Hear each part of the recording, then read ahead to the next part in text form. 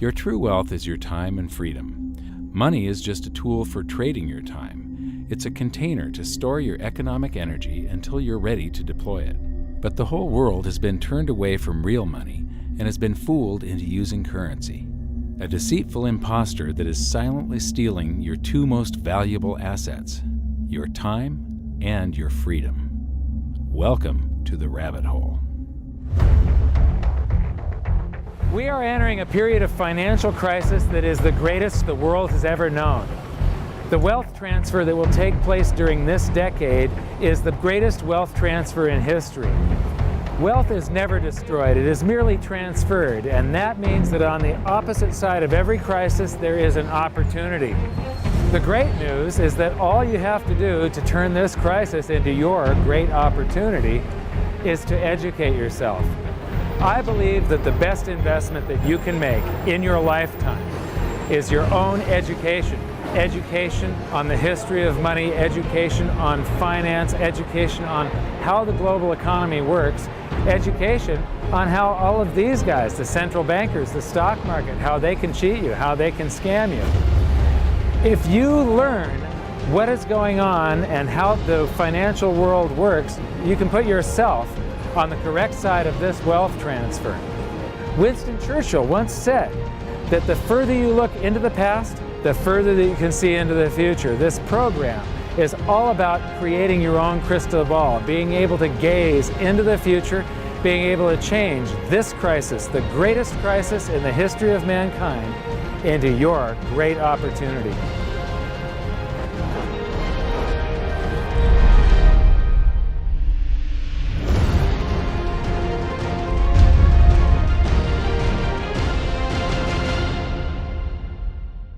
The hidden secrets of money, some of them are hidden in plain sight. They're like right in front of you. The way the monetary system works is something that isn't actually hidden away from all of us. It's out in the open, but it's complex and people just they can't see how it works. It's hard for them to imagine that we're living in such a hoax.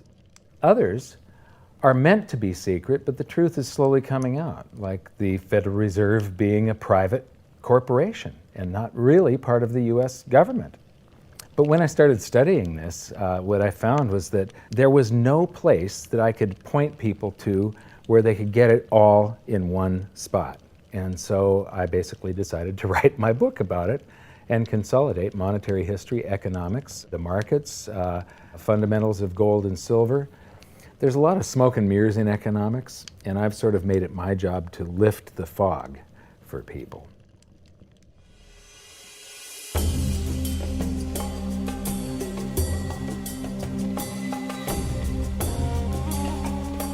Welcome to Egypt.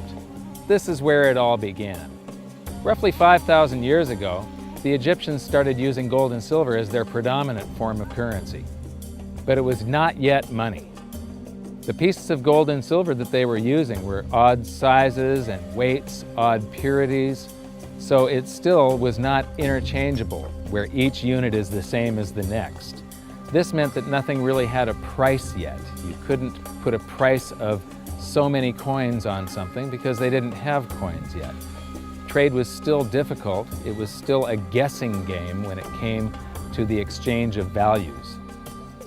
One of the reasons that we are in the financial mess that we are today globally is that people do not understand the difference between currency and money.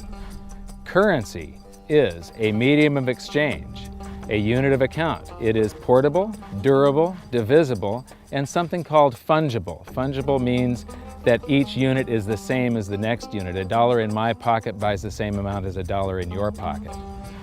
Money is all of those things plus a store of value over a long period of time. Even financial planners, bankers, your accountant, they don't understand the difference between currency and money. The currency in your pocket is a medium of exchange. It's a unit of account because it's got numbers on it. It's somewhat durable, it's portable, it's divisible in that you can make change, and it's fungible. $1 in my pocket buys the same amount as $1 in your pocket. But because governments can print more and more and more of it, and dilute the currency supply, it's continually transferring wealth out of your pocket, out of your bank account, to the government and to the banking system. The reason that gold and silver are the optimum form of money is because of their properties. It's an easy medium of exchange because gold and silver store a large amount of value in a very small area. It's a unit of account. Pure gold has the same value all over the planet. So an ounce of gold buys the same amount here in Egypt as it would in China or in the United States. It's durable. The same gold that Egyptians were using in trade 5,000 years ago is still here with us today. It does not corrode. It's divisible. You can make change with it. It's very portable. You could use something like oil as money. It's just that you can't carry around a barrel of oil on your back. It's fungible. Pure gold is the same wherever it is on Earth. Pure silver is the same wherever it is on Earth. It's limited in quantity. That's the reason that it maintains its purchasing power. Governments cannot print it. Over the last 5,000 years, only gold and silver have maintained their purchasing power. There have been thousands upon thousands of fiat currencies, currencies that are unbacked by gold or silver, and they have all gone to zero. It's a 100% failure rate. Well, fiat currency, of course, is a currency that exists at the dictate or by fiat from a government. You see, they have their printing presses, and the paper money rolls off the printing presses. And then they give it the fiat designation, which makes the currency official. It's just worthless paper. But when Ben Bernanke gives it the special sign, and they have the cult meeting at the Federal Open Market Committee meetings, it suddenly becomes currency. If you look at what's really going on, it's a con game. And so there's confidence. Well, the Federal Reserve is very forthright about what they're doing. If you read their websites, they'll tell you it's a confidence game. They tell you that there's no intrinsic value in their money. They'll tell you that they print it backed by absolutely nothing. They actually display all these facts.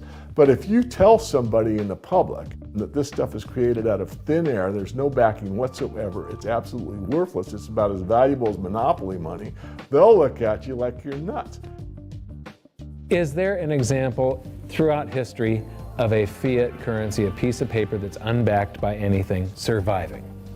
Short answer, no. Long answer, no. And here's why. When Addison Wiggin took over at the Daily Record, when they got cranked up, Bill Warner asked him to catalog all of the fiat currencies throughout history and what happened to each of them. Addison dutifully went to work. Within a short period of time, he had gone through the alphabet. All the fiat currencies that started with the letter A were done. They all went to zero. He was halfway through the letter B, and all the fiat currencies that started with the letter B, and there were 600 of them in just the first letter and a half of the alphabet, and every single one of them went to zero. Every one. 600 fiat currencies that start with the letter A, and half of the ones that start with the letter B are 600 of these things. Not one ever came close. You think this one, the United States dollar, is going to be the first one after all that? I don't think so. No. No currency, fiat currency has ever survived. None. The thing about money is there actually is a fairly well accepted definition of what money is. The question is, as you apply that definition to particular things that people claim to be money, do they fit the definition? We'll just take the paper dollar, for example. How well does it perform those functions? Well, store of value. The dollar has lost 95% of its purchasing power since the creation of the Federal Reserve in 1913. So not very good as a store of value. One of the things I do is just a way to get the audience's attention is I have a slide, and there are 3 pictures on the slide. One is a pile of monopoly money. The other one is a pile of Federal Reserve notes, what Americans would call paper money. And the other one is a solid gold American Eagle 1-ounce coin. And the title of the slide is, which of these is not like the other? And if you know the show Sesame Street, or you have children who watch it, it's one of the favorite vignettes in Sesame Street. And what it really is a kind of IQ test for 5-year-olds. They're supposed to look at the 3 things and look at characteristics and find the one that's not like the other. Well, I've shown this slide to groups of Ivy League University professors, and I've also shown it to, children, kind of 5 years old, my nieces and nephews and so forth. And when the professors look at it, they say, well, clearly the dollars are not like the others, because gold has no role as money, and monopoly money is junk, and the American dollar is a store of value, so that's not like the other. But the children look at it and they say, well, the gold coin is not like the other, because the other two are just piles of paper, and the gold coin is clearly something different. So my question to the audience is, who's smarter, a 5-year-old or an Ivy League professor? Before World War I, each note that a treasury issued would say that there have been deposited with the United States Treasury $20 in gold coin payable to the bearer upon demand. The money was in the vault. The currency was a note they gave you that was a claim check, only a claim check on the money, the same as if you go to the dry cleaners and you give them your shirt and they give you a claim check for your shirt. The value is that shirt at the dry cleaners, not the piece of paper that says that you own that shirt. So our currency that circulated was the paper US dollars, and they were claim checks on money. The next hidden secret is the difference between currency and money.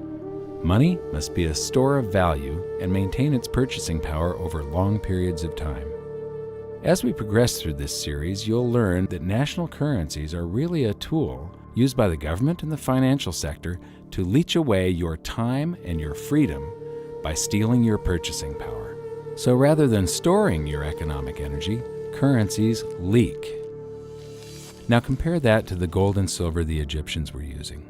Like I started with, it still wasn't money because it wasn't interchangeable yet. But they were on the right track, as gold and silver have proven over thousands of years to be the ultimate store of value.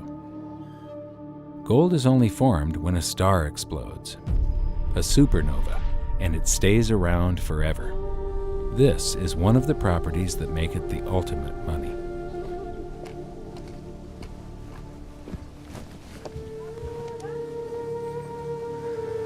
People are amazed that after 5,000 years, the pyramids are still here. But what I'm more amazed at is that the currency that the people that built this were using, that currency, that gold and silver that they were using in trade on a daily basis, is still around today. It may have been melted down and re-refined, and it's in a coin or a bar or in some piece of jewelry, but it's still with us today, and it still purchases something. Yes, it is the ultimate money because there is nothing else even in the same league.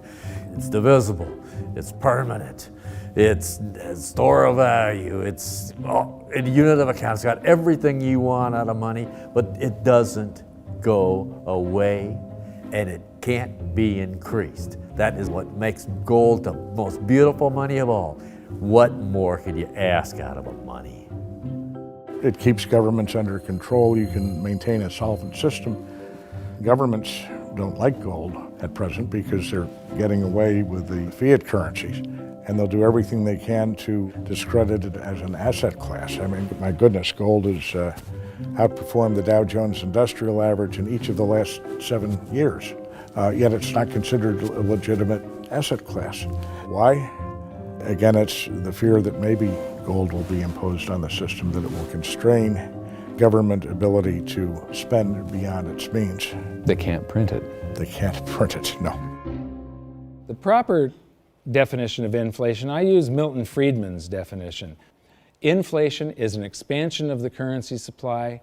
Deflation is a contraction of the currency supply. If you expand the currency supply, eventually prices will rise. And if you contract the currency supply, eventually prices will fall. This is a pool, but it's not a pool of water. This is the currency pool. And these are prices.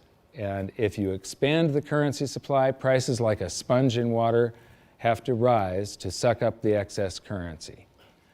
Governments never stop printing more currency and adding currency to circulation. Therefore, prices keep on going up, not because the stuff that you're trying to buy is changing. The real estate doesn't change. What has changed is the currency purchases less and less. It's the currency going down, not prices going up. The truth is, what we have that makes our world work right now is a big story. None of it's real. It's all just promises. And if you think about it, that's how currency began to work in the beginning. You know, before we had currency, we had barter. I'll give you 3 coconuts and you give me 4 fish, because that's kind of a fair exchange on coconuts to fish. But that got complicated, so we had to invent this thing called money to be a divisible, portable medium of exchange. And the challenge is that we lost that a long time ago when we lost having things of value be our currency. And now we have this thing called numbers and accounts. But trust me, it is not real. It's a big made-up story. One of the biggest make-believe stories ever is called quantitative easing, which sounds complex, but it's really just a smoke and mirrors term for currency creation. QE started with the banking bailouts back in 2009. This currency was created out of thin air and then given to the banks, who paid themselves record bonuses in reward for crashing the world economy.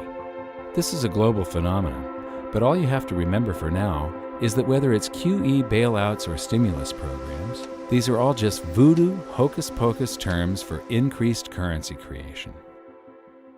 I believe gold and silver will reassert themselves as money. And when they do, there just isn't enough. And their purchasing power is going to go up many, many, many times. Egypt is an amazing place. There's a franticness about it, and utter chaos, especially like the traffic. But when it comes to like all of the merchants that are trying to get every last dime out of you, you get fleeced to the point where you come back with an empty wallet. But you know what? They're amateurs compared to Wall Street. In the past several years, I've spoken in many countries about the crisis that's coming, and a lot of people think that they're going to be okay in their country, that it's only going to happen to the United States or maybe the United States in Europe. But what they don't realize is that this is a global phenomenon. I got to show you something here. This is base currency in the United States. This is the number of paper dollars that exist, basically. It took 200 years to go from no dollars in existence to 825 billion. And then we had the bailouts, and then we had QE1, quantitative easing 1, then QE2, and then we had QE3, and then QE4, and then soon we're going to have QE57 and QE382. And it isn't just here. This is what the Canadian currency supply looks like. This is Australia, South Africa, Russia. Now, this starts out in just the year 2001, and this is like 18 times more currency in existence in a little over a decade. Here's Singapore, same story. Look at that, since the crisis, just bam. India, China, every government on the planet is doing this insane deficit spending and expanding their currency supplies, doing bailouts. And history shows that there is no example of this turning out well. It is sometimes amazing that we haven't experienced more inflation than we have. If they keep expanding the money supply so vastly, why aren't our prices growing faster than they really are? And the answer is that a good chunk of the money that the Fed created has been shipped overseas. I remember early in my research, I heard this expression that the Americans have exported their inflation. I thought, what is that? How can you export your inflation? Put it in a box and send it out? What do you do? Well, now I understand. You export your inflation by simply sending all these dollars that you created to these other countries, and then they send you their refrigerators and their cars and whatever, their TV sets. So you get hardware, and they get little pieces of paper. It's a great deal for the American people for a while. For a while. Sooner or later, all of those pigeons come home to roost. When the time comes, as it looks like it's now coming, when the rest of the world is saying, we don't want to play this game anymore, Uncle Sam's dollars are just becoming worthless, there are too many of them, we've got to find something else other than American dollars, then those dollars start to come back to America. People say, we don't want them anymore, what do we do with them?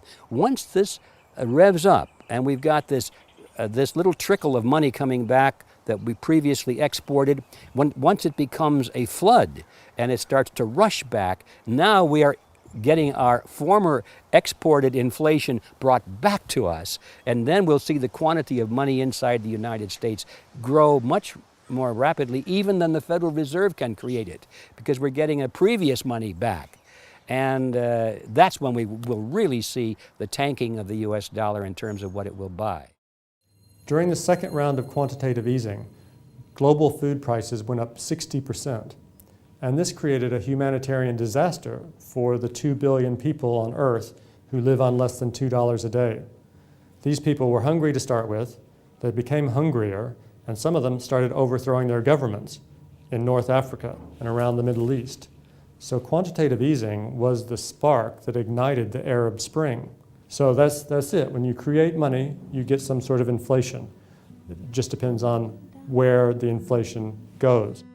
It's all going down, down, down. Peasants are reeling from a game of coins and crowns. Given the premise that you have a permanent underclass or poor class, and how does inflation affect them disproportionately? It affects them basically in the percentage of their income that goes to food. And we see this as a ratio, and we know that there are some danger points. For example, in Egypt recently, once that ratio got to 40% of income going to food and the price of food rising due to inflation, when it got to 40%, that's historically a point where people actually stage a revolution. That's exactly what we saw. The French Revolution, similarly, was all around the price of food getting to a certain critical point where people simply, the risk-reward for revolution was favorable toward revolution. When they print it up, then it all goes down. Well, exactly right, because when you have a runaway inflation, it's punishing the very people who are most productive in society. In other words, the people that produce more than they consume and save the difference. The problem is that those productive people, the savers, save in their national currency. And unfortunately, the national currency is just a fiat piece of paper at this point. So when it's destroyed through runaway inflation, that $100,000 that you were hoping to retire on doesn't exist. And the things that you were going to buy with it and provide for others don't exist either. Now what are you going to do? So that all seems pretty scary. However, this is going to happen, and you can only play the hand that you're dealt. But the great news is that gold and silver always end up doing an accounting of the expansion of the currency supplies. Basically, the will of the public in the free markets. When governments do this kind of stuff to their currency supply, they debase it. Eventually it comes back in inflation. People sense the loss of their purchasing power. They rush back to gold and silver, and they bid the value of the gold and silver up in the country until it meets or exceeds the value of all the currency in circulation. This is a process that's been going on over and over again throughout history, except this time it's happening on a global scale. It has never before happened in all countries at once. And that means that this is the greatest wealth transfer in history. Therefore, it's the greatest opportunity in history, and it's not going to happen again in your lifetime. So now we've learned that your true wealth is your time and your freedom. Money is a trading tool that stores the economic energy that is your time and freedom, whereas currencies leak them away. Gold and silver are the ultimate money simply because of their properties. Fiat currencies are based solely on confidence and always return to their intrinsic value of zero. Governments don't like gold because it imposes restraint. Rising prices are a symptom of an expanding currency supply, and gold and silver always account for an expanding currency supply. So that's it for this episode. Join me next time as we begin to investigate how monetary history just repeats and repeats, and how gold and silver always win the battle between currency and money. Until then, my challenge to you is to stop calling currency money. It's a crucial first step towards setting your mind free of all this economic voodoo and changing your context. You can learn more by watching the bonus features on our website, and if you have any questions, you can post them there, and we'll answer some of your questions in future bonus features. So good luck, thanks for watching, and we'll see you next time.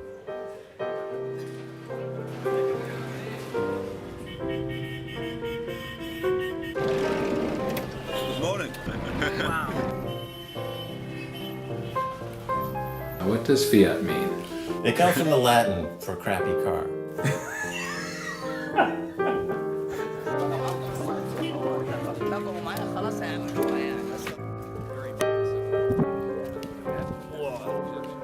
In the desert in a suit.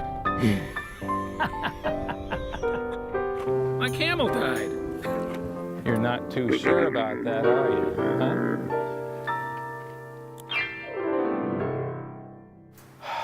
I am ready for a good long nap.